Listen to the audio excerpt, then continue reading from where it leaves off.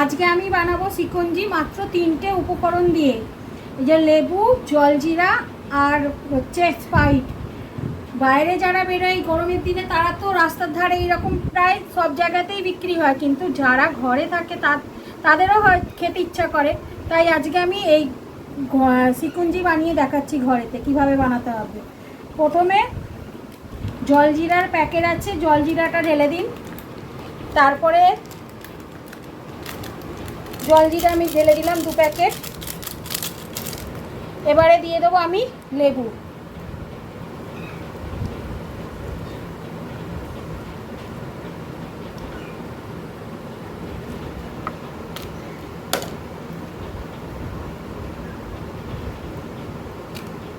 তারপরে আমি দিয়ে দেবো এতে স্প্রাইট।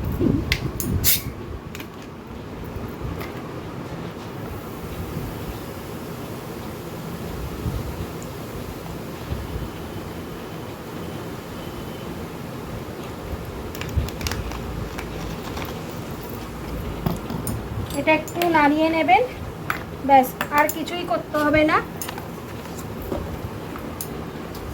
এরপরে আমি গ্লাসে বরফ দিয়ে দেবো।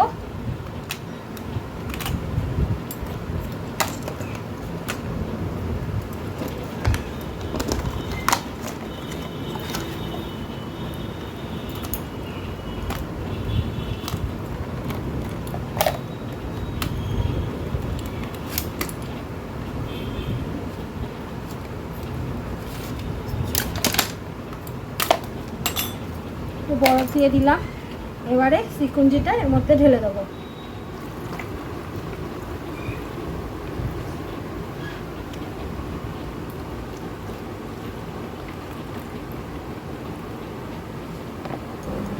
ব্যাস, এভাবেই তৈরি হয়ে গেল আমার খুব সহজ উপায়ে শিকঞ্জি।